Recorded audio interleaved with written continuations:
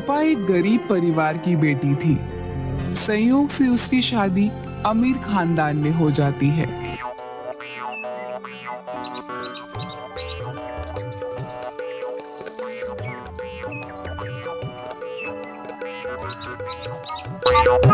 जी, आपका घर तो बहुत बड़ा है, लेकिन कोई भी घर में पंखा नहीं है। पहले बोले होते तो पापा से बोलकर एक पंखा मंगवाई देते। बताओ क्या करें, आप भी ना। पगली, पंखा इसलिए नहीं लगाया क्योंकि हमारे यहाँ एयर कंडीशन लगा हुआ है और इसके होने से पंखे की जरूरत नहीं होती। ओह, एयर का कमीशन तो हमारे गांव में भी लेता है बिजली वाला। 4 पंखा का 400 रुपए कमीशन लेता है, पर हमारे पापा 200 रुपए देकर काम चला लेते हैं। कहो तो पापा से बात करके यहाँ भी सेट करवा दूं। बताओ, बहुत जान पहचान है पापा की। अरे पगली, उसे कमीशन कहते हैं और इसे कंडीशन। तुझे कैसे बताऊं अब? हाँ, कंडीशन लेकर हमारे गांव में सब कमीशन ही जानत है, कंडीशन कोई नहीं जानत। हम सोचत रही कि ससुर जी के 2 पैसा पापा से कह के बचत कर दे अब, और घर में 4 गो पंखा लग जाई। लेकिन यहाँ तो हमारे मजाक, अब से हम कुछ ना बोलब, कौनो फायदा ना बा बोलन का। उड़ावा और मजाक उड़ावा।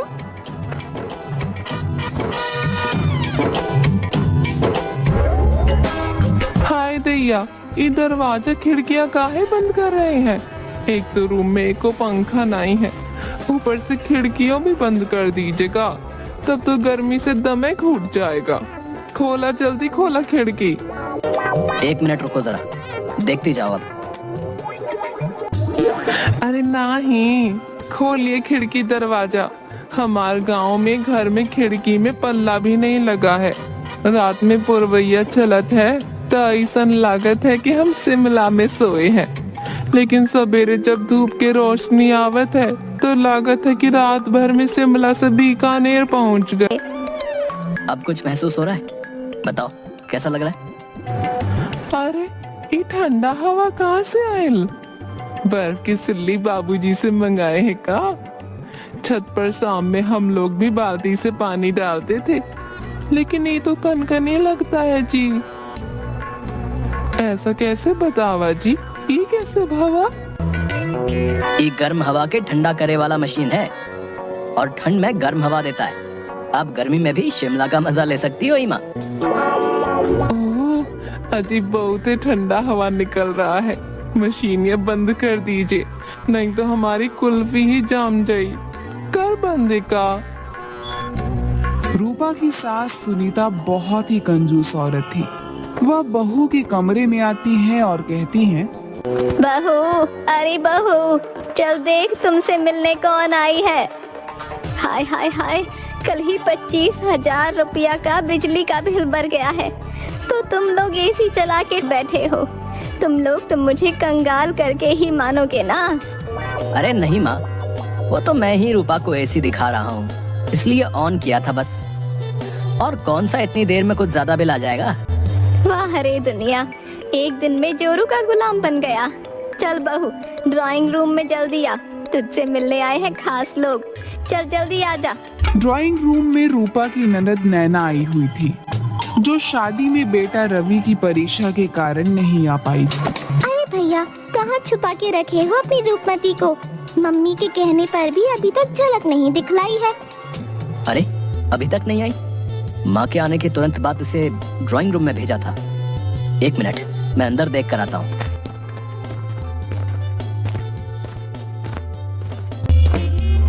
ए जी, इधर आओ ना, एक बात पूछनी है आपसे। अरे तू यहाँ खड़ी है और नैना ड्राइंग रूम में वेट कर रही है। वही ड्राइंग रूम तो खोज रही हूँ पिछले आधे घंटे से। एक यहीं पर तो ड्राइंग लगी हुई है, पर ससुरी रूम कहाँ है यहाँ? आप ही बताओ, मैं क्या करूँ? अरे पगली, ड्राइंग रूम बाहर के कमरे को कहते हैं, जहाँ मेहमान लोग आकर बैठते हैं। अब चल जल्दी, नैना कब से वहाँ बैठी हुई है। हाय दैया, वो तो हमारे गांव में द्वार कहलाता है। चलिए चलते हैं।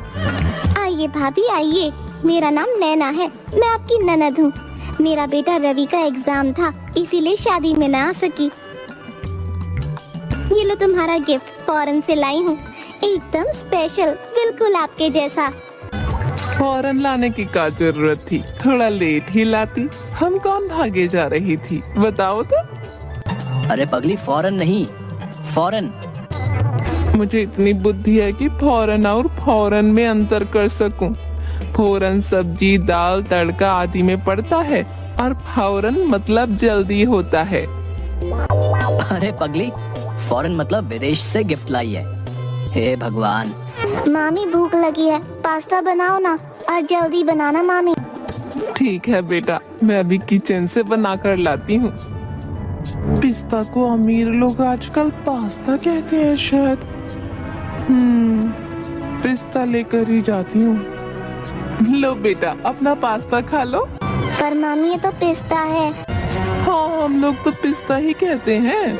आप जैसे आजकल के बच्चे पास्ता कहते हैं, इतना तो पता अरे है। पगली, पास्ता मैगी जैसा होता है और पकाया जाता है। रूपा पैर पटकती हुई अपने रूम में चली जाती है और देखते ही देखते रात हो जाती है।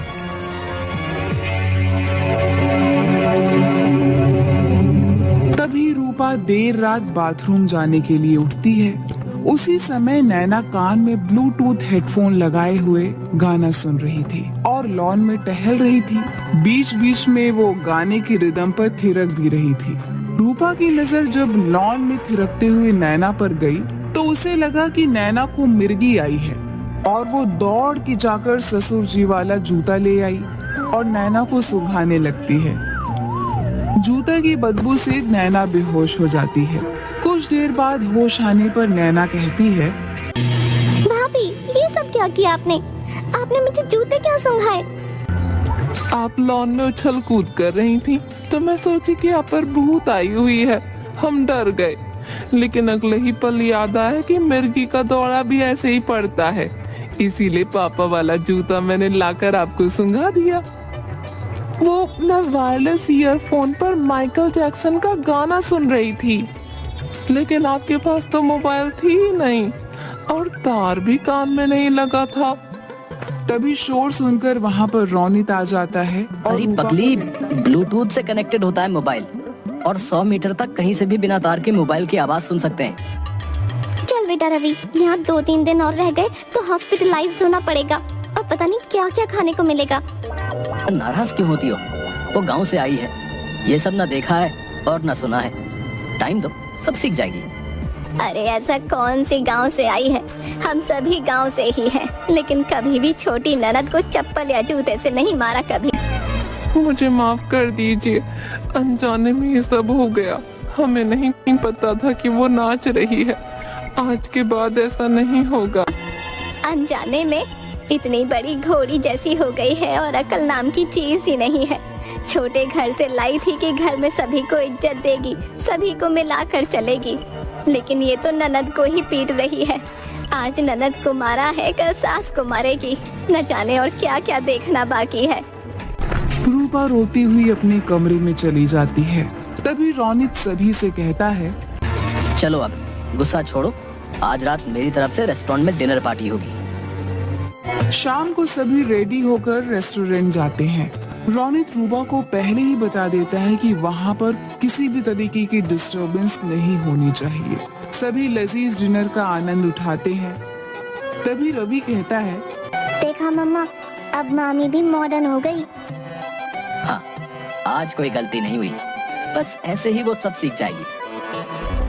और आखिर गवार तो गवार ही रहेगी, देखता जा, कुछ न कुछ तो हरकत करेगी ये गवार।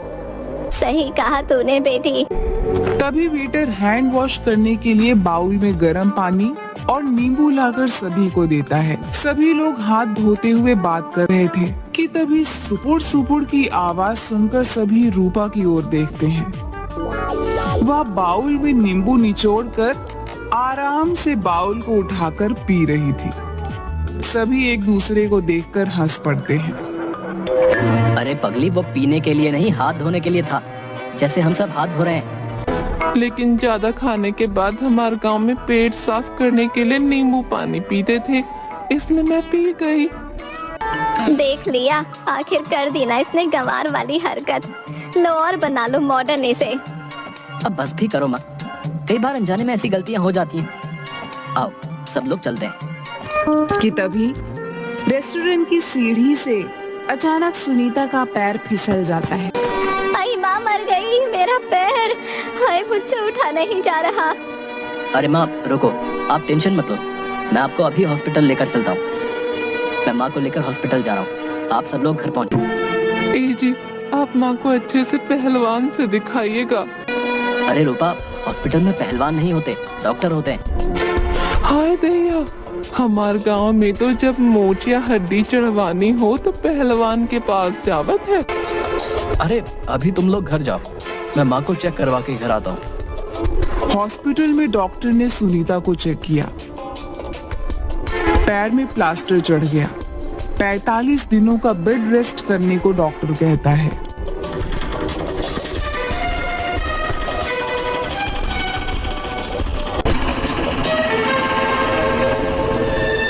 उस टाइम रूपा ने सुनीता की जी जान से सेवा की। अरे माँ जी, कौनो चिंता नहीं, ये रूपा के होते हुए आप बस आराम कीजिए। हमें सेवा का मौका मिला है, आपको कौनो भी जरूरत लगे बस हमें आवाज दे देने का, रूपा तुरंत हाजिर हो जावे। यह सब देखकर सुनीता को एहसास होता है कि उसने रूपा के साथ कभी भी अच्छा व्यवहार नहीं किया।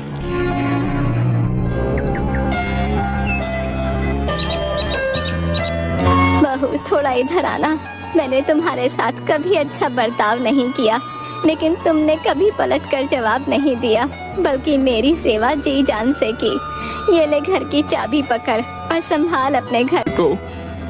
ये घर मेरा नहीं, सभी का है, और आप घर की एक मालकिन। मेरी माँ नहीं थी, लेकिन आपने मुझे माँ बनकर समझाया। जिसके इतने अच्छे संस्कार हो वो गरीब कैसे हो सकता है? तू इस घर की बहू नहीं, बेटी है।